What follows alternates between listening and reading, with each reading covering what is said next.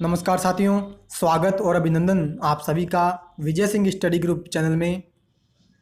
मैं विजय सिंह और फ्रेंड्स हमारी चर्चा चल रही है इंडियन पॉलिटी में भारत की राज व्यवस्था एम लक्ष्मीकांत की बुक हम डिस्कस कर रहे हैं।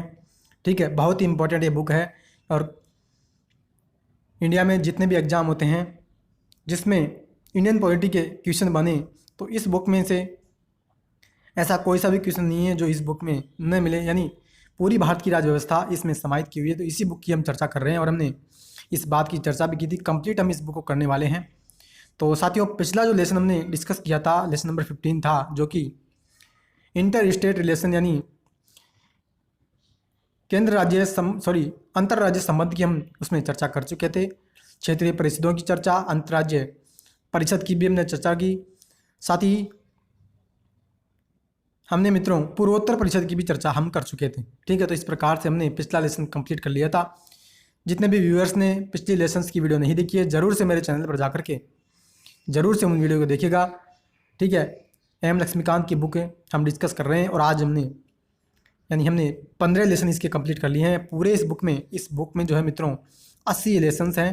तो आज हम चर्चा करेंगे 16 लेसन की और बहुत ही इंपॉर्टेंट है आज का लेसन होने वाला। सबसे ज़्यादा इंपॉर्टेंट आज का लेसन है जो कि आज हम चर्चा करेंगे मित्रों आपातकालीन प्रावधान यानी इमरजेंसी प्रोविजंस की आज हम चर्चा करने वाले हैं। सीधा सा मतलब आर्टिकल 352 जो कि राष्ट्रीय आपातकाल, आर्टिकल 356 या 365 जो कि राष्ट्रपति शासन और आर्टिकल 360 जो कि वित्तीय आपातकाल से संबंधित है। इसकी इस लेसन में हम डिटेल से चर्चा करेंगे। तो साथियों, इस लेसन में आपको ज़रूर से फोकस के साथ सुनने की आवश्यकता है। तो ज़रूर से कान खोल करके आप एक एक चीज़ को सुनते रहिएगा। डिटेल से हम एक एक प्रावधान की चर्चा करते चलेंगे। तो साथियों, अभी तक आपने मेरे चैनल को सब्सक्राइब नहीं किया है, आप ज़रूर से चैनल को सब्सक्राइब करिए। साथ ही घंटी का जो बटन है उसके ऑल पर क्लिक करना है ताकि सभी वीडियो के नोटिफिकेशन आपको मिलते रहें। ठीक है, वीडियो आज की पसंद आए तो वीडियो को लाइक करना और ज़्यादा से ज़्यादा दोस्तों मित्रों इसको शेयर करना है। मित्रों, आप इस वीडियो को शेयर नहीं करते हो। ठीक है, ज़रूर से आप मेरी वीडियोज़ को शेयर कीजिए ताकि सभी स्टूडेंट, सभी एस्पायरेंट तक ये वीडियो पहुँचे। तो साथियों, चर्चा अब हम स्टार्ट करते हैं और देखो सिंपल से एक एक प्रावधान की हम चर्चा करते चलेंगे। सिंपल सी बात क्या बताई जाती है इस लेसन में, देखिए इमरजेंसी प्रोविजन यानी आपातकालीन प्रावधान यानी ऐसे प्रोविजंस, ऐसे उपबंध संविधान के जो भारत देश में आने वाली किसी भी इमरजेंसी स्थिति यानी इमरजेंसी कोई कंडीशन आ जाए, आपातकालीन कोई परिस्थिति आ जाए तो उस परिस्थिति से हम कैसे निपटें। ठीक है, उस परिस्थिति का हम कैसे समाधान सुझाएं। तो उस परिस्थिति से निपटने के लिए हमने क्या किया, संविधान में कुछ ऐसे प्रोविजंस, ऐसे प्रावधान कर दिए ताकि उस परिस्थिति से हम अच्छी प्रकार से आसान तरीके से निपट सकें।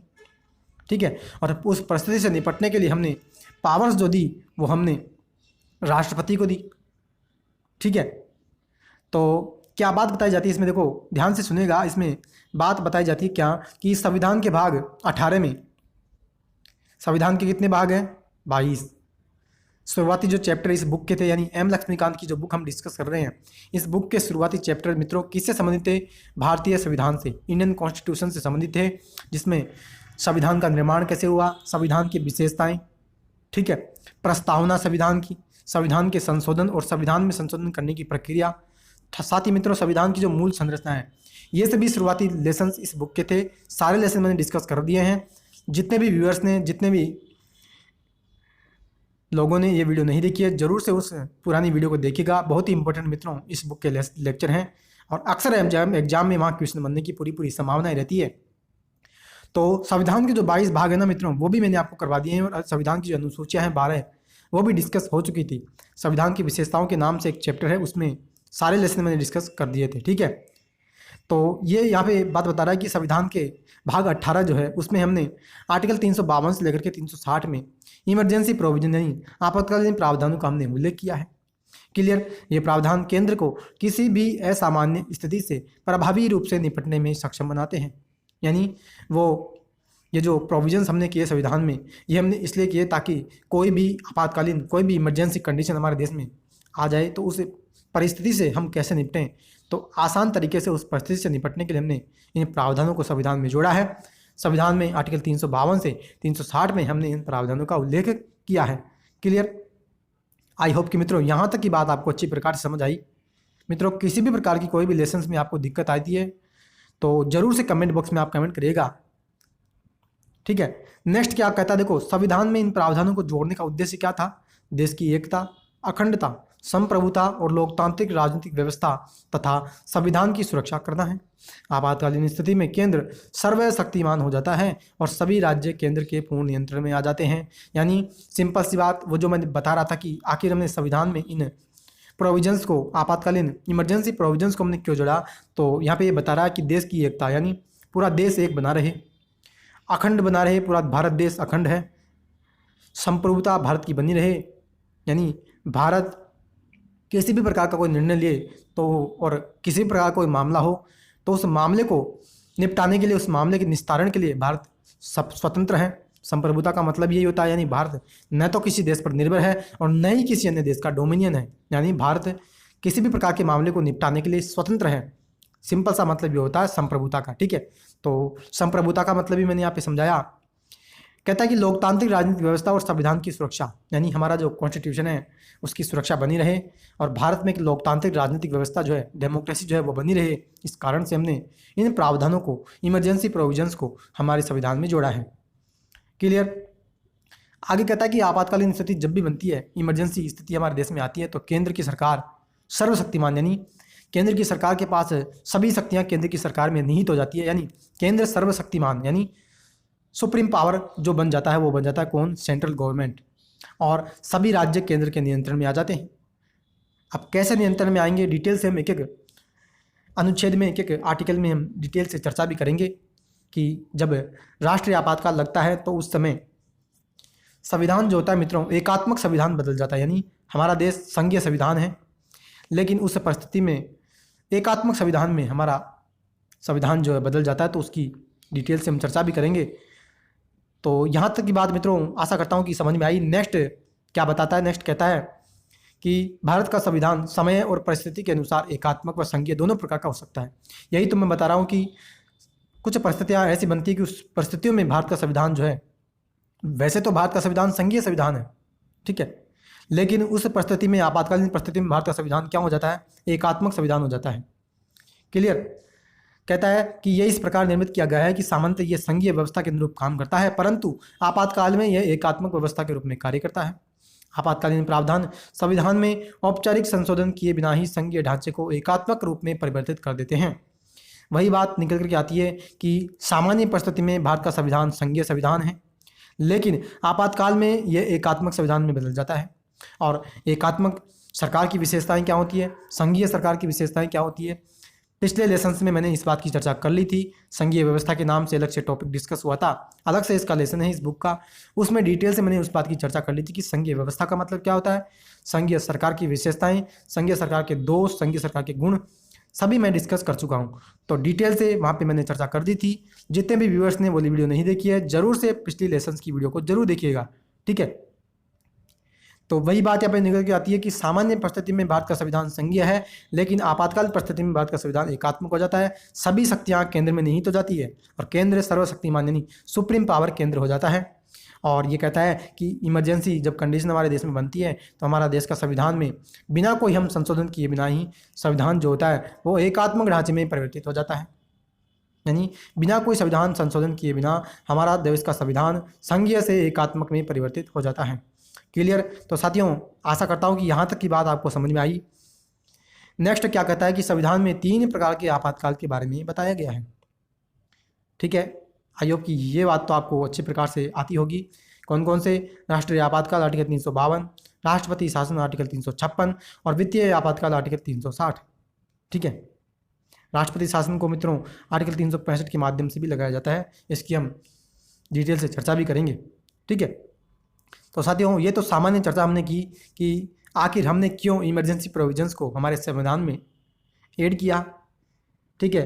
देश की एकता, अखंडता, संप्रभुता बनी रहे, डेमोक्रेसी जो हमारे देश में विद्यमान है, लोकतांत्रिक व्यवस्था वो बनी रहे और एक अच्छा लोकतंत्र हमारे देश में बना रहे, संविधान की सुरक्षा हो। इस कारण से हमने संविधान में इमरजेंसी प्रोविजंस का उल्लेख किया है। क्लियर।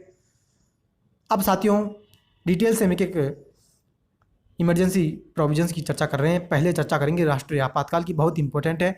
आर्टिकल 352 में राष्ट्रीय आपातकाल की चर्चा हमने हमारे संविधान के माध्यम से की है। क्लियर। तो साथियों देखो, इसमें क्या बात बताई जाती है उसकी चर्चा करें कि राष्ट्रीय आपातकाल में पहले चर्चा करेंगे घोषणा के आधार की, कि किस आधार पर राष्ट्रपति जो होंगे वो राष्ट्रीय आपातकाल की घोषणा करेंगे। तो क्या कहता है, घोषणा का आधार यानी बेस की चर्चा कर रहे हैं कि आखिर किस आधार पर राष्ट्रपति जो होंगे वो हमारे देश में राष्ट्रीय आपातकाल की घोषणा करेंगे। तो उसमें देखो क्या बात बताई जाती है, कहते हैं कि यदि भारत की, क्या कह रहा है मित्रों, यदि भारत की अथवा इसके किसी भाग की सुरक्षा को युद्ध अथवा बाह्य आक्रमण अथवा सशस्त्र विद्रोह के कारण खतरा उत्पन्न हो तो आर्टिकल 352 के अंतर्गत राष्ट्रपति राष्ट्रीय आपातकाल की घोषणा कर सकते हैं। यानी सिंपल सी बात, किसी भी प्रकार की कोई दिक्कत इस स्टेटमेंट में समझ में नहीं आ रही है। क्या बात बता रहा है, ये कहना चाह रहा है कि अगर भारत देश जो हमारा इंडिया है उसके किसी भी भाग पर, यानी पूरा मान लीजिए ये जो पूरा इंडिया है, ठीक है, इस पूरे इंडिया जो है मित्रों, इस इंडिया के किसी भी भाग पर, पूरे इंडिया के मान लीजिए इस छोटे से हिस्से पर भी, या इस छोटे से हिस्से पर, किसी भी हिस्से पर अगर किसी दूसरे देश ने बाह्य आक्रमण कर दिया हो, ठीक है, या युद्ध हो गया हो, या सशस्त्र विद्रोह, यानी सशस्त्र विद्रोह का मतलब होता है मित्रों बिना किसी विदेशी देश के बाह्य आक्रमण के ही, यानी भारत देश में ही कोई अशांति फैल जाए, यानी अपने देश के लोगों के माध्यम से ही, किसी भी प्रकार के माध्यम से, यानी इंडिया के जो लोग हैं, स्वयं के इंडिया के जो लोग, उन्होंने ही किसी प्रकार कोई विद्रोह कर दिया और वो विद्रोह बहुत विध्वंसकारी हो गया, उसको कहते हैं सशस्त्र विद्रोह। तो उस विद्रोह के कारण अगर कोई खतरा उत्पन्न हो जाए भारत देश को, यानी भारत की एकता और अखंडता को अगर खतरा उत्पन्न हो तो तुरंत राष्ट्रपति क्या करेंगे, आर्टिकल 352 का उपयोग करेंगे और राष्ट्रीय आपातकाल की वो घोषणा कर देंगे। ठीक है, अब राष्ट्रीय आपातकाल की घोषणा कैसे करेंगे, वो भी कैबिनेट जो होगी, सेंट्रल कैबिनेट, केंद्रीय कैबिनेट जो होगी उसकी सिफारिश पर करेंगे। ऐसे ही अपनी मनमर्जी से राष्ट्रपति राष्ट्रीय आपातकाल की घोषणा नहीं कर सकते। डिटेल से हम आगे चर्चा भी करेंगे। ठीक है, तो आई होप कि यहाँ तक की बात आपको समझ में आई। नेक्स्ट क्या कहता है, देखो, कहता है कि राष्ट्रपति राष्ट्रीय आपातकाल की घोषणा वास्तविक युद्ध, बाह्य आक्रमण या सशस्त्र विद्रोह से पहले भी कर सकता है यदि वह समझे कि इसका आसन खतरा है। यानी अब जरूरी नहीं है कि किसी विदेश देश ने आक्रमण किया या विदेशी देश के द्वारा, यानी भारत का किसी अन्य देश के साथ युद्ध हो गया हो, तब ही जाकर के राष्ट्रपति राष्ट्रीय आपातकाल की घोषणा करें। यानी युद्ध होने के बाद राष्ट्रीय आपातकाल लगाए, ये जरूरी नहीं है। अगर राष्ट्रीय आपातकाल, यानी अगर राष्ट्रपति को ये लगे कि वास्तव में युद्ध होने वाला है या कोई अन्य देश भारत पर आक्रमण करने वाला है या इंडिया में सशस्त्र विद्रोह होने वाला है, तो अपनी संदेह के आधार पर, यानी शक के बिना पर भी वो अपने देश में राष्ट्रीय आपातकाल की घोषणा वो कर सकता है। यानी उसको खतरा लगता है तो वो राष्ट्रीय आपातकाल की घोषणा कर सकता है। क्लियर, आई होप कि ये बात भी आपको समझ में आई है। मित्रों नेक्स्ट क्या बात बताई जाती है, नेक्स्ट कहता है मित्रों, डिटेल से देखो, मैं एक एक प्रावधान की, एक एक प्रोविजंस की यहाँ पे डिटेल से चर्चा कर रहा हूँ। ठीक है, शायद ही इतना डिटेल से आपको कोई डिस्कस करवाएगा, तो जरूर से मित्रों एक एक प्रावधान को आप डिटेल से ध्यानपूर्वक सुनते रहिए। और अगर मित्रों आपको नोट्स बनाना चाहते हैं तो आप इनको देख करके बिल्कुल ऐसे की ऐसे आप नोट्स बना सकते हो। एक एक चीज़ जो इसमें डाली है ना मैंने PDF में, वो बहुत इंपॉर्टेंट है और बेकार की चीज़ें मैंने इसमें से निकाल दी, यानी बहुत इंपॉर्टेंट चीज़ें इसमें मैंने डाली है और एक भी क्वेश्चन इस पूरी PDF से बाहर निकलने वाला नहीं है, मैं आपको दावे के साथ कहता हूँ। ठीक है, तो ज़रूर से मित्रों ध्यानपूर्वक आप सुनते रहिएगा। और मित्रों वीडियो आज की पसंद आ रही है तो प्लीज़ वीडियो को लाइक करना, ज़्यादा से ज़्यादा दोस्तों मित्रों इसको शेयर कीजिए ताकि सभी दोस्तों तक ये वीडियो पहुँचे। ठीक है, तो साथियों नेक्स्ट क्या कहता है, नेक्स्ट कहता है कि जब राष्ट्रीय आपातकाल की घोषणा युद्ध बाह्य आक्रमण के आधार पर की जाती है तो उसे हम क्या कहते हैं, बाह्य आपातकाल। और यदि घोषणा सशस्त्र विद्रोह के आधार पर हो तो हम उसको आंतरिक आपातकाल कहते हैं। यानी मान लीजिए किसी दूसरे देश के साथ हमारा युद्ध हो गया हो, या मान लीजिए एग्जाम्पल के आधार पर पाकिस्तान ने हमारे देश पर आक्रमण कर दिया हो, तो उस परिस्थिति में जो हम आपातकाल लगाएंगे ना उसको हम क्या कहते हैं, बाह्य आपातकाल। यानी बाह्य देश ने हमारे देश पर आक्रमण किया है, इस कारण से हमने उसको क्या कह दिया, बाह्य आपातकाल कह दिया। लेकिन सशस्त्र विद्रोह मतलब इंडिया के लोगों ने ही कोई बहुत ही विध्वंसकारी विद्रोह कर दिया हो, सशस्त्र विद्रोह हो गया हो, तो उसको हम क्या कहते हैं, आंतरिक आपातकाल। यानी आंतरिक यानी इंडिया के अंदर ही, इंडिया के लोगों ने ही जो है क्या किया, विद्रोह की स्थिति पैदा कर दी है, तो उसको क्या कहते हैं, आंतरिक आपातकाल। और विदेशी देश बाह्य आक्रमण होता है तो उसको बाह्य आपातकाल कहते हैं। क्लियर, इंपॉर्टेंट है, बहुत इंपॉर्टेंट है। नेक्स्ट क्या कहता है, कहता है कि राष्ट्रीय आपातकाल की उद्घोषणा जो होगी, यानी राष्ट्रपति जो घोषणा करेंगे राष्ट्रीय आपातकाल की, वो पूरे देश पर या केवल इसके किसी एक भाग पर लागू हो सकती है। यानी सिंपल सी बात है कि राष्ट्रपति जो होंगे राष्ट्रीय आपातकाल की घोषणा पूरे देश में भी कर सकते हैं, यानी पूरे देश पर, पूरे इंडिया के पूरे भाग पर वो इमरजेंसी लगा सकते हैं, या फिर पूरा मान लीजिए ये पूरा इंडिया है, ठीक है, ये पूरा इंडिया है, तो उस पूरे इंडिया के मित्रों किसी भी भाग पर, एक तो ये पूरे इंडिया पर लगा सकते हैं, और दूसरा मित्रों ये मान लीजिए इतने से क्षेत्र पर लगाना है आपातकाल, तो इतने से क्षेत्र पर भी वो लगा सकते हैं, ठीक है। यानी एक तो पूरे देश पर और एक छोटे से हिस्से पर भी हमारे देश में राष्ट्रपति जो होंगे वो राष्ट्रीय आपातकाल की घोषणा वो कर सकते हैं। क्लियर। आगे कहते हैं कि 1976 के 42वें कॉन्स्टिट्यूशन अमेंडमेंट के माध्यम से राष्ट्रपति को भारत के किसी विशेष भाग पर राष्ट्रीय आपातकाल लागू करने का अधिकार हमने दिया है। यानी पहले पूरे देश पर राष्ट्रीय आपातकाल लगाया जा सकता था, लेकिन 42वें संविधान संशोधन के माध्यम से हमने राष्ट्रपति को ये पावर दे दी कि पूरे भारत के किसी विशेष भाग पर, ठीक है, एक छोटे से हिस्से पर भी आप अगर इमरजेंसी लगाना चाहते हो तो बिल्कुल आप इमरजेंसी लगा सकते हैं। क्लियर। तो साथियों ये भी इंपॉर्टेंट प्रावधान है, जरूर से आपको इसका पता होना चाहिए। क्लियर। अब नेक्स्ट क्या कहता है, देखो सुनेगा ध्यान से। कहता है क्या कि प्रारंभ में क्या कहता है, प्रारंभ में संविधान ने राष्ट्रीय आपातकाल के तीसरे आधार के रूप में आंतरिक गड़बड़ी शब्द का प्रयोग किया था, किंतु यह शब्द स्पष्ट नहीं था। ठीक है मित्रों, यहाँ पे स्पष्ट नहीं था, ठीक है, नहीं आएगा। यानी जो हम चर्चा कर रहे थे कि राष्ट्रपति जो घोषणा करेंगे राष्ट्रीय आपातकाल की, वो 3 आधार पर करेंगे। किस किस के? एक तो युद्ध के आधार पर, दूसरा बाह्य आक्रमण के आधार पर, तीसरा सशस्त्र विद्रोह के आधार पर। ठीक है, तो ये जो सशस्त्र विद्रोह था ना मित्रों, ये पहले ये शब्द यूज में नहीं होता था। यानी इस आधार पर, यानी सशस्त्र विद्रोह के आधार पर राष्ट्रपति राष्ट्रीय आपातकाल की घोषणा नहीं कर सकते थे। इसकी जगह हम एक शब्द यूज करते थे, कौन सा? आंतरिक गड़बड़ी। कौन सा शब्द मित्रों? आंतरिक गड़बड़ी शब्द हम उपयोग करते थे। यानी पहले इमरजेंसी जो लगाई जाती थी वो लगाई जाती थी आंतरिक गड़बड़ी के आधार पर। यानी जो हम चर्चा कर रहे थे सशस्त्र विद्रोह के आधार पर आप राष्ट्रीय आपातकाल लगा सकते हो, पहले हम इस शब्द के आधार पर, यानी इसके आधार पर नहीं लगाते थे, जबकि हम लगाते थे आंतरिक गड़बड़ी के आधार पर। यानी ये शब्द जो हमने ऐड किया था ना कॉन्स्टिट्यूशन में, संविधान में, सशस्त्र विद्रोह, ये तो हमने बाद में जोड़ा। पहले तो हम आंतरिक गड़बड़ी के आधार पर जो है आपातकाल लगा रहे थे। ठीक है, तो फिर हमने क्या किया कि 1978 के 44वें संशोधन अधिनियम के द्वारा हमने आंतरिक गड़बड़ी शब्द को सशस्त्र विद्रोह शब्द से पलट दिया। अतः अब आंतरिक गड़बड़ी के आधार पर आपातकाल की घोषणा करना संभव नहीं है, जैसा कि 1975 में इंदिरा गांधी के नेतृत्व वाली कांग्रेस सरकार ने किया था।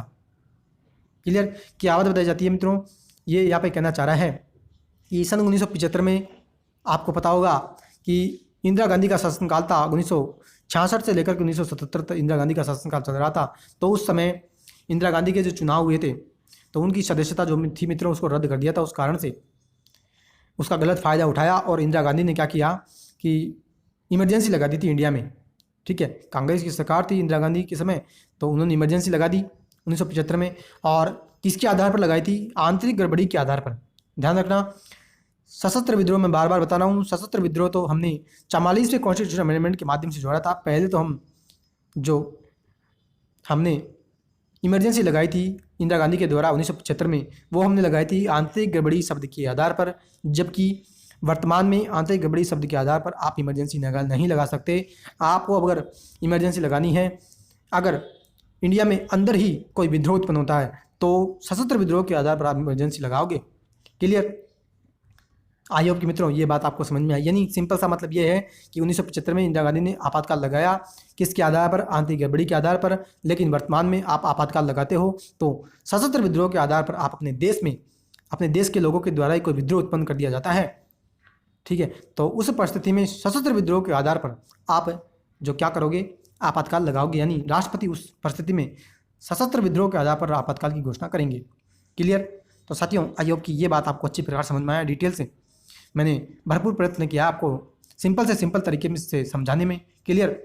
नेक्स्ट क्या कहता है, देखो सुनिए कि राष्ट्रपति राष्ट्रीय आपातकाल की उद्घोषणा केवल मंत्रिमंडल की लिखित सिफारिश प्राप्त करने पर ही कर सकता है। बहुत इंपॉर्टेंट मित्रों प्रावधान, क्योंकि ध्यान रखना, जब 1975 में मैंने आपको बात बताई कि इंदिरा गांधी ने 1975 में जब आपातकाल की घोषणा की थी ना, तो उन्होंने क्या किया था, उन्होंने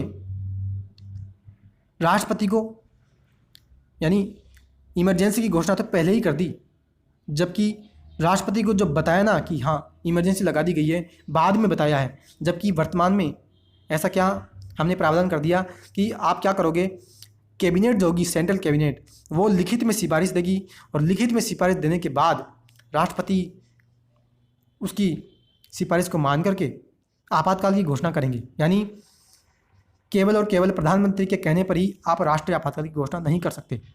यहाँ पे देखो बात बता रही जा रही है कि राष्ट्रपति जो होंगे वो आपातकाल की जब घोषणा करेंगे तो केवल कैबिनेट की लिखित सिफारिश पर, यानी कैबिनेट ने मौखिक रूप से कह दिया तो नहीं करेंगे, लिखित में उसको सिफारिश करनी पड़ेगी, तभी वो आपातकाल की घोषणा करेंगे।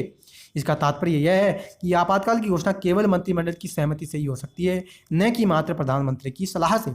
बहुत इंपॉर्टेंट प्रावधान है मित्रों, बहुत इंपॉर्टेंट है, यानी वेरी वेरी इंपॉर्टेंट प्रावधान है कि अगर आपको आपातकाल की घोषणा करनी है, किसको, राष्ट्रपति को, प्रेसिडेंट अगर इमरजेंसी लगाएंगे तो लिखित में रिकमेंडेशन यानी लिखित में सिफारिश राष्ट्रपति को देनी होगी, कैबिनेट की सिफारिश होगी, वो भी किसकी, कैबिनेट की, न केवल प्रधानमंत्री की सलाह से आप जो हमारे प्रेसिडेंट होंगे वो आपातकाल नहीं लगा सकते। ठीक है, और आप यहाँ पे देखो आगे कहता भी है कि 1975 में प्रधानमंत्री इंदिरा गांधी ने बिना मंत्रिमंडल की सलाह के राष्ट्रपति को आपातकाल की घोषणा करने की सलाह दी और आपातकाल लागू करने के बाद मंत्रिमंडल को इस घोषणा के बारे में बताया। यानी वही बात मैं बता रहा हूँ कि प्रधानमंत्री इंदिरा गांधी ने 1975 में क्या किया था कि उन्होंने घोषणा तो पहले ही कर दी कि आपातकाल हम लगा रहे हैं, जबकि कैबिनेट जो थी, क्या कैबिनेट जो थी ना मित्रों, उसको बाद में बताया है कि हाँ हमने राष्ट्रीय आपातकाल की घोषणा की है, जबकि ये गलत था। इसी कारण से तो मित्रों जो आपातकाल लगाया था ना उसको काला दिवस के रूप में भी मनाते हैं। ठीक है, क्योंकि गलत तरीके से जो संविधान के जो प्रावधान है, प्रोविजंस हैं जो कि इमरजेंसी स्थिति से निपटने के लिए हमने डाले थे, उसका राजनीतिक तुष्टीकरण यानी राजनीतिक लाभ के लिए गलत तरीके से इंदिरा गांधी की सरकार ने प्रयोग किया, कांग्रेस सरकार ने प्रयोग किया है। क्लियर, यानी सिंपल सा तरीका आप ये समझना, सिंपल सा मतलब इसका ये है कि आपातकाल की घोषणा राष्ट्रपति करेंगे तो कैबिनेट की लिखित सिफारिश पर वो राष्ट्रीय आपातकाल की घोषणा करेंगे, प्रधानमंत्री ने कह दिया तो नहीं करेंगे। पूरी कैबिनेट जो होगी, कैबिनेट मिनिस्टर्स जो होते हैं उसको मिलाकर के जो कैबिनेट बनती है, डिटेल से हम पार्लियामेंट यानी संसद का हमारा लेसन स्टार्ट होगा, उसमें हम चर्चा भी करेंगे। तो कैबिनेट जो लिखित सिफारिश देगी ना मित्रों, उसकी सिफारिश के बाद ही आप जो है इमरजेंसी की घोषणा कर सकते हो। क्लियर, तो साथियों सिंपल से सिंपल तरीके से मैंने आपको समझाने का भरपूर प्रयत्न किया है। आई होप कि ये बात आपको समझ में आई है। मित्रों आगे देखो क्या बात बताई जाती है डिटेल से। यहाँ पे आगे कहता है कि 1975 के 38वें कॉन्स्टिट्यूशन एक्ट में राष्ट्रीय आपातकाल की घोषणा को न्यायिक समीक्षा की परिधि से बाहर रख दिया था, किंतु इस प्रावधान को 44वें संविधान संशोधन के माध्यम से हमने समाप्त कर दिया। यानी मित्रों सिंपल सा मतलब क्या करना चाह रहा है, पहले ये प्रावधान था, 38वें संविधान संशोधन हम लेकर के आए 1975 में। इंदिरा गांधी के शासनकाल में क्या हुआ कि इस सरकार ने क्या किया, एक संशोधन लेकर के आई, क्या कि हम जो राष्ट्रीय आपातकाल यानी राष्ट्रपति जो राष्ट्रीय आपातकाल की घोषणा करेंगे ना, उसको आप यानी उसकी आप न्यायिक समीक्षा नहीं कर सकते, यानी न्यायपालिका उसकी जांच नहीं कर सकती कि क्या वास्तव में जो राष्ट्रीय आपातकाल की घोषणा की गई है प्रेसिडेंट के द्वारा, क्या यह सही है, यानी क्या वास्तव में इमरजेंसी स्थिति बन गई थी तो उस स्थिति से, उस कंडीशन परिस्थिति से निपटने के लिए राष्ट्रीय आपातकाल की घोषणा राष्ट्रपति के द्वारा की गई है, क्या ये सही है, क्या ये गलत है। तो न्यायिक समीक्षा उसकी नहीं की जा सकती। ये प्रावधान हमने किया था किसके माध्यम से, 38वें कॉन्स्टिट्यूशन अमेंडमेंट के माध्यम से। लेकिन फिर हमने इसको हटा दिया, क्योंकि गलत तरीके से भी तो उसका उपयोग किया जा सकता है ना, जरूरी नहीं है कि सही तरीके में इसका उपयोग हो। गलत तरीके से, जैसे इंदिरा गांधी की सरकार ने गलत तरीके से इसका यूज किया। तो इस कारण से मित्रों फिर जब 44वें संविधान संशोधन 1978 के माध्यम से हमने इस प्रावधान को हटा दिया और हमने ये जोड़ दिया कि हाँ आप जो राष्ट्रीय आपातकाल की घोषणा प्रेसिडेंट करेंगे उसकी न्यायिक समीक्षा की जा सकती है। आगे कहते हैं कि इसके अतिरिक्त मिनर्वा बिल इस मामले में सुप्रीम कोर्ट ने यह कह दिया कि राष्ट्रीय आपातकाल की उद्घोषणा को इस आधार पर कि वह पूरी तरह से बाह्य प्रभाव, असंबद्ध तथ्यों पर या विवेक शून्य या हठधर्मिकता के आधार पर की गई है तो अदालत में उसको चुनौती दी जा सकती है। यानी फिर हमने 44वें कॉन्स्टिट्यूशन अमेंडमेंट के माध्यम से और मिनर्वा बिल इस मामले में सुप्रीम कोर्ट ने यह कह दिया मित्रों कि अगर इमरजेंसी की जो घोषणा की गई है अगर वो हठधर्मिता के आधार पर यानी अपने हट के आधार पर, अपनी जिद के आधार पर, या गलत तथ्यों के आधार पर, या अपने बाह्य प्रभाव यानी अपने लाभ के लिए अगर उसकी घोषणा की गई है ना, तो फिर मित्रों हम उसको न्यायालय में जाकर के चैलेंज कर सकते हैं। यानी हम उसकी न्यायपालिका में जाकर के उसकी जांच करवा सकते हैं कि ये गलत तरीके से इमरजेंसी की घोषणा की गई है, और इसको गलत तरीके से हम इसको ठहरा भी सकते हैं। क्लियर? तो ये प्रावधान भी हमने डिटेल से चर्चा की। यानी सिंपल सा मतलब समझना, अगर राष्ट्रपति इमरजेंसी की घोषणा करते हैं तो न्यायपालिका उसकी जांच कर सकती है जुडिशियल रिव्यू के माध्यम से। ठीक है, न्यायिक समीक्षा क्या होती है, डिटेल से जब सुप्रीम कोर्ट का मित्रों चैप्टर आएगा तो उसमें हम डिटेल से चर्चा भी करेंगे कि न्यायिक समीक्षा क्या होती है। ठीक है, सिंपल सा मतलब न्यायिक समीक्षा का मतलब यही होता है कि विधायिका और कार्यपालिका जो भी कोई कानून बना करके आती है, कोई भी अध्यादेश अगर आता है, कोई भी कानून सरकार बनाती है ना, तो न्यायपालिका उसकी जांच करती है कि वास्तव में क्या ये कानून लो जो बनाया है वो सही है या गलत है। इसका ही मतलब होता है न्यायिक समीक्षा करना। क्लियर? तो साथियों, ये हमने चर्चा की कि राष्ट्रीय आपातकाल क्या होता है, क्यों लगाया जाता है, क्या परिस्थिति होती है, कैसे हमें इसका इतिहास भी जाना कि 1975 में इंदिरा गांधी ने राष्ट्रीय आपातकाल गलत तरीके से लगाया। तो एक एक प्रावधान की हमने डिटेल से अभी तक चर्चा कर ली है। ठीक है, अब साथियों हम चर्चा कर रहे हैं संसदीय अनुमोदन और समयावधि की, यानी प्रोसेस जानेंगे मित्रों। यानी प्रक्रिया अब हम जानने वाले हैं कि कैसे कैसे अगर हमें इमरजेंसी लगानी है तो कैसे हम इमरजेंसी लगाएंगे। यानी घोषणा तो कर दी जाती है प्रेसिडेंट के द्वारा, लेकिन उस घोषणा को हमें संसद के माध्यम से अनुमोदन करवाना पड़ता है। यानी संसद की मंजूरी हमें लेनी पड़ती है उसे आपातकाल की घोषणा को लागू करवाने के लिए। क्लियर? तो कैसे कैसे यानी प्रोसीजर हम जानने वाले हैं कि प्रोसेस क्या होती है एक इमरजेंसी हमारे देश में लगाने की। क्लियर? तो डिटेल से मित्रों एक एक प्रावधान की चर्चा कर रहे हैं, ध्यान से सुनिएगा। कहते हैं कि संसद के दोनों सदनों द्वारा आपातकाल की घोषणा जारी होने के 1 माह के भीतर अनुमोदित होनी आवश्यक है। बहुत इंपॉर्टेंट प्रावधान है मित्रों। यानी प्रत्येक सेंटेंस में, प्रत्येक लाइन में, यहाँ पे एक एक लाइन में क्वेश्चन बनने की पूरी संभावना है। ध्यान रखना, बहुत इंपॉर्टेंट है मित्रों। और मैंने कई बार आपको बताया है कि भारत की राज्य व्यवस्था इंडियन पॉलिटी की जो बुक है ना मित्रों, कोई सा भी आप एग्जाम ले लेना, वैसे ये बुक ही बनी हुई है IAS के एग्जाम और PCS के जो एग्जाम होते हैं। ठीक है, और मैं भी इस एग्ज़ाम की तैयारी कर रहा हूँ, तो इस कारण से मित्रों इस बुक को मैंने पहले भी आपको बताया था कि कई बार मैंने 40+ तो मैंने इस बुक को पढ़ा है, तब जाकर के मित्रों मैंने मेरे चैनल पर इंडियन पॉलिटी की क्लासेज स्टार्ट की है। और शायद आप इस बात का विश्वास भी न करें। ठीक है, और ये तो 6 रिवाइज एडिशन है मित्रों।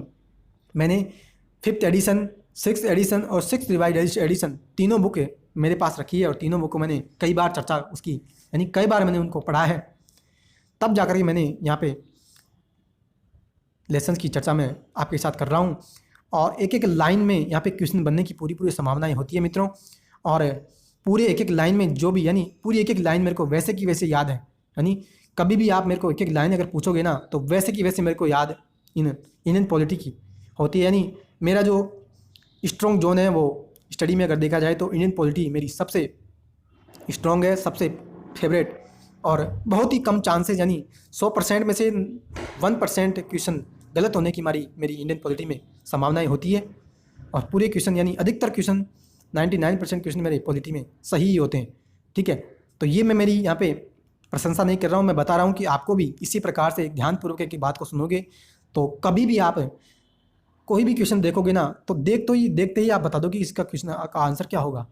ठीक है, तो इस कारण से एक एक लाइन में यहाँ पे पूरी क्वेश्चन बनने की संभावनाएं रहती है। तो डिटेल से आप एक बात को ध्यानपूर्वक सुनते रहिए।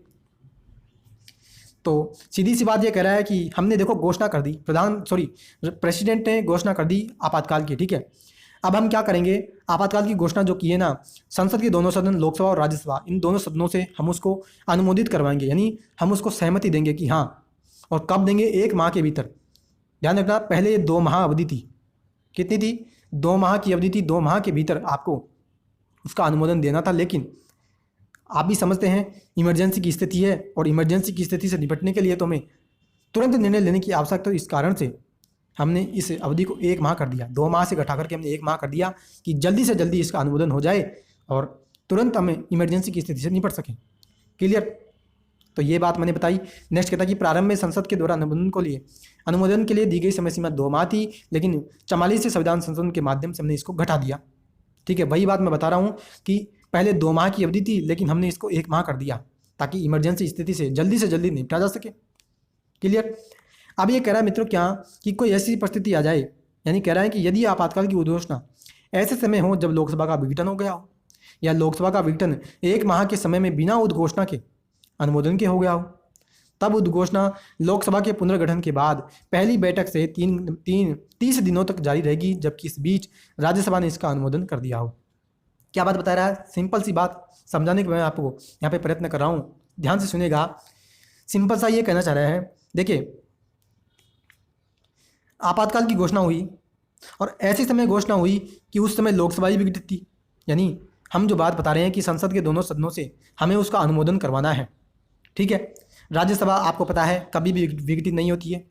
प्रत्येक 1/3 सदस्य जो होते हैं वो हर दूसरे वर्ष सेवानिवृत्त होते रहते हैं, यानी 6 साल का अगर देखा जाए तो राज्यसभा का कार्यकाल होता है, और राज्यसभा कभी भी विघटित नहीं होती है। ठीक है, तो राज्यसभा तो इसका अनुमोदन कर देगी, लेकिन ये कहना चाह रहा है कि हमने उद्घोषणा की आपातकाल की, हमने घोषणा कर दी, प्रेसिडेंट ने घोषणा कर दी, और ऐसी समय घोषणा की कि उस समय लोकसभा जो थी वो विघटित थी, यानी लोकसभा थी ही नहीं। ठीक है, या फिर लोकसभा तो थी लेकिन विघटन 1 माह के समय में, यानी जो 1 माह की बात कर रहे थे कि हम 1 माह में उसको हमें अनुमोदन देना है, और 1 माह का समय चल रहा था और बिना अनुमोदन के, यानी लोकसभा पहले ही विघटित हो गई, अनुमोदन उसको देना था लेकिन वो पहले ही विघटित हो गई। अब हम उसका अनुमोदन कैसे करवाएं? तो उस परिस्थिति का भी हमने तोड़ निकाला। हमने क्या कहा कि नई लोकसभा जो गठित होगी ना, और नई लोकसभा जिस दिन पहली बैठक कर लेगी, यानी सारे सदस्य मिलकर के उस दिन जिस दिन पहली बैठक होगी, उस पहली बैठक से 30 दिनों तक,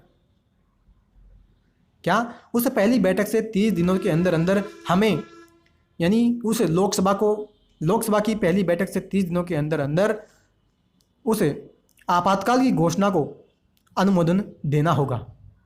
ठीक है, और इसी बेस कह रहा है कि राज्यसभा ने उसका अनुमोदन कर दिया हो, यानी राज्यसभा तो आपको पता है विघटित होने वाली संस्था नहीं है, तो राज्यसभा तो उसका अनुमोदन कर देगी। क्लियर। तो साथियों ये मैंने आपको समझाया सिंपल सी तरीके से। मैं एक बार मैं फिर आपको समझा रहा हूँ कि देखिए आपातकाल की उद्घोषणा होगी, 1 माह के भीतर हमें उसको अनुमोदन करवाना है। पहले 2 माह अवधि थी, लेकिन इमरजेंसी की स्थिति है, इस कारण से 44 अमेंडमेंट के माध्यम से हमने इसकी समयावधि को कम कर दिया। क्लियर। अब कह रहा है राज्यसभा विघटित नहीं होती है, तो राज्यसभा तो उसका अनुमोदन कर देगी। ठीक है, लेकिन लोकसभा उसका अनुमोदन कैसे करे? अगर मान लीजिए लोकसभा चलन में है तो उसका अनुमोदन कर देगी, लोकसभा चलन में नहीं है और विघटित हो गई है, या फिर बिना अनुमोदन के ही विघटित हो गई है, तो क्या होगा? नई लोकसभा गठित होगी। नई लोकसभा जिस दिन पहली बैठक करेगी, पहली बैठक से लेकर के आने वाले 30 दिनों के अंदर अंदर उसकी समयावधि है, उस समय के अंदर अंदर उसको लोकसभा जो है उसको उस आपातकाल की जो उद्घोषणा है, आपातकाल की उद्घोषणा को अनुमोदन देना पड़ेगा। क्लियर। तो ये समयावधि हमने विघटित लोकसभा के बाद नई लोकसभा जो गठित होगी उसके लिए हमने बनाई है। क्लियर। आई होप कि मित्रों आपको अच्छी प्रकार से ये बात समझ में आई है। नेक्स्ट क्या बात बताई जाती है? नेक्स्ट कहता है मित्रों, नेक्स्ट कहता है कि यदि संसद के दोनों सदनों से, क्या संसद के दोनों सदनों से इसका अनुमोदन हो गया हो तो आपातकाल 6 माह तक जारी रहेगा, और प्रत्येक 6 माह में संसद के अनुमोदन से इसे हम अनंत काल तक बढ़ा सकते हैं।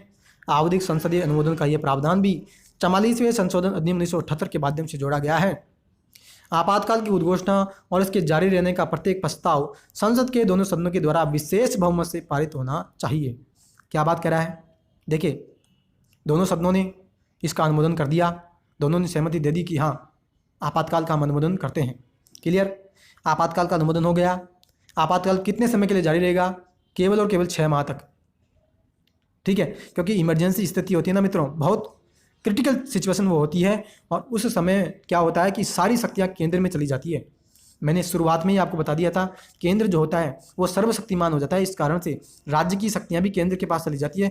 केवल हाईकोर्ट और सुप्रीम कोर्ट की जो शक्तियाँ होती है ना, वो राज्य के पास, यानी वो हाईकोर्ट और सुप्रीम कोर्ट की शक्तियाँ उन न्यायालयों के पास ही रहती है, वो केंद्र में नहीं जाती है।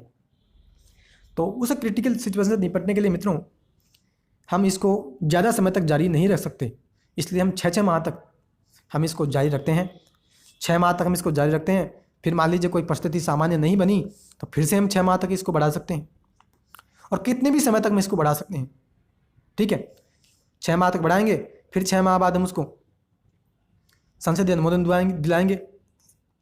ठीक है, और ये कह रहा है कि 44वें संविधान संशोधन के माध्यम से ही हमने इसको जोड़ा है। किसको? बार बार हम जो इसको बढ़ाते हैं ना, क्या कि अनंत काल तक हम इसको बढ़ा सकते हैं आपातकाल को, तो ये प्रावधान भी हमने 44वें संशोधन के माध्यम से जोड़ा है कि कितने ही समय तक आप आपातकाल को लगाए रख सकते हो। ये प्रावधान जोड़ा किसके माध्यम से? 44 कॉन्स्टिट्यूशन अमेंडमेंट के माध्यम से। क्लियर? अब ये कह रहा है कि हम जो बात कर रहे हैं क्या कि संसद जो अनुमोदन देगी, यानी संसद के दोनों सदन जो अनुमोदन देंगे आपातकाल की उद्घोषणा को और आपातकाल जो जारी रहेगा उसको भी, तो इसके लिए जो हमें बहुमत चाहिए होगा ना, वो चाहिए होगा कौन सा? विशेष बहुमत।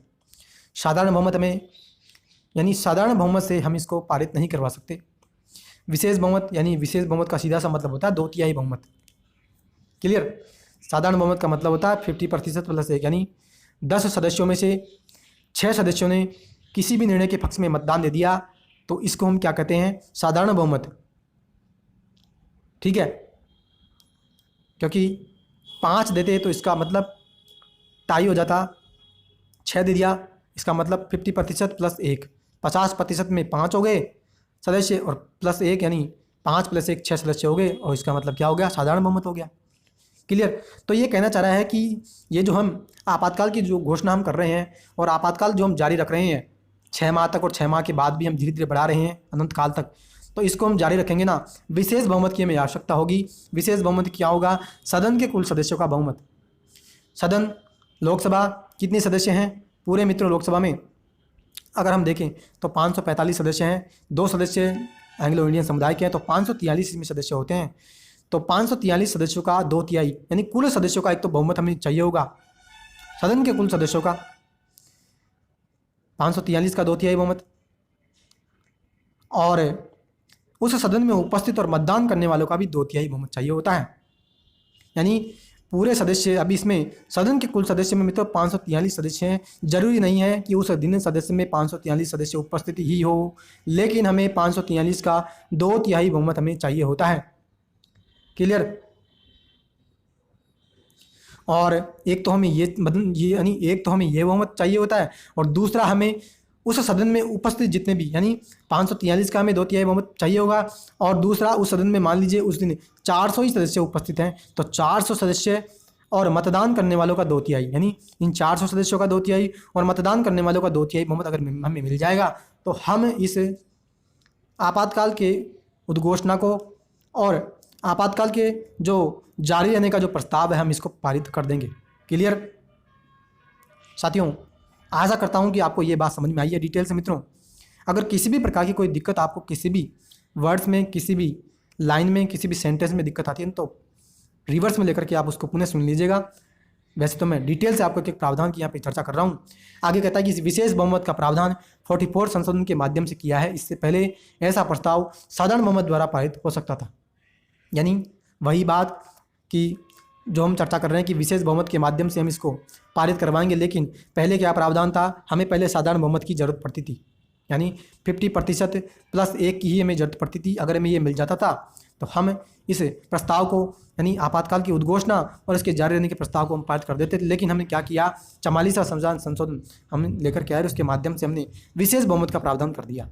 क्लियर? और साथियों, जब हम राष्ट्रपति शासन और वित्तीय आपातकाल की चर्चा करेंगे ना, तो उसमें मैं आपके साथ डिस्कस करूंगा कि उनको जारी रखने, यानी उस प्रस्ताव को, किसको? राष्ट्रपति शासन की घोषणा और वित्तीय आपातकाल की घोषणा, इसको जारी रहने का प्रस्ताव और इसकी उद्घोषणा को जारी रखने का प्रस्ताव जो है, उसको हमें केवल साधारण बहुमत की आवश्यकता पड़ती है। यानी जैसे हमें आपातकाल के लिए विशेष बहुमत की आवश्यकता पड़ती है, वैसे हमें राष्ट्रपति शासन और वित्तीय आपातकाल में विशेष बहुमत की जगह साधारण बहुमत की आवश्यकता पड़ती है। क्लियर? तो साथियों, आई होप कि यहाँ तक की आपको बात अच्छी प्रकार से समझ आई है। ठीक है, अब साथियों क्या बात बताई जाती है? देखो, हमने बता दी, क्या बात चर्चा कर दी कि आपातकाल की हमने घोषणा कर दी। ठीक है, घोषणा करने के बाद हमने उसका संसद का अनुमोदन भी दिला दिया और आपातकाल चल रहा है। ठीक है, अब मान लीजिए समय से पहले हमें आपातकाल की समाप्ति करनी है, तो राष्ट्रपति कैसे करेंगे समाप्ति? उसका भी तो हमें कोई प्रोविजन संविधान में ऐड किया है। तो क्या कहना चाहता है? ये कह रहा है कि उद्घोषणा की अब हम समाप्ति कर रहे हैं, यानी आपातकाल जो हमने लगाया था उसकी अब हम समाप्त कर रहे हैं। कि क्या करें, कैसे करेंगे? कह रहे हैं कि राष्ट्रपति द्वारा आपातकाल की उद्घोषणा किसी भी समय एक दूसरी उद्घोषणा से समाप्त की जा सकती है। ऐसी उद्घोषणा को संसदीय अनुमोदन की आवश्यकता नहीं होती। यानी जैसे हम आपातकाल जारी रखना चाह रहे थे, 6 माह तक लगाना चाह रहे, फिर 6 माह के बाद पुनः जारी रखने के लिए हमें संसद के अनुमोदन की विशेष बहुमत के माध्यम से आवश्यकता पड़ रही थी, वैसे अगर हमें इसको समाप्त करना है आपातकाल को, तो हमें संसद के अनुमोदन की, यानी हमें विशेष बहुमत की, किसी भी प्रकार की अनुमोदन की और किसी भी प्रकार के विशेष बहुमत की आवश्यकता नहीं है। राष्ट्रपति आएंगे, दूसरी घोषणा करेंगे और दूसरी घोषणा करने के साथ ही आपातकाल समाप्त हो जाएगा। क्लियर? एक तो बात यहाँ पे ये की गई है। दूसरी एक प्रावधान हमने और जोड़ा है आपातकाल को समाप्त करने का। क्या? कि इसको जोड़ा किसके माध्यम से? 44वें संशोधन के माध्यम से। क्या व्यवस्था की हमने कि लोकसभा की कुल सदस्य संख्या के 1/10 सदस्य, लोकसभा की कुल सदस्य संख्या कितनी? 543, उसके 1/10 सदस्य यानी 55 सदस्य या 56 सदस्य लगा लीजिए आप। 1/10 सदस्य स्पीकर को, लोकसभा अध्यक्ष होगा उसको, या फिर राष्ट्रपति को। यदि सदन नहीं चल रहा है, लिखित रूप से वो नोटिस दे दें तो 14 दिन के अंदर अंदर घोषणा के जारी रहने के प्रस्ताव को अस्वीकार करने के लिए सदन की विशेष बैठक विचार विमर्श के लिए बुलाई जा सकती है।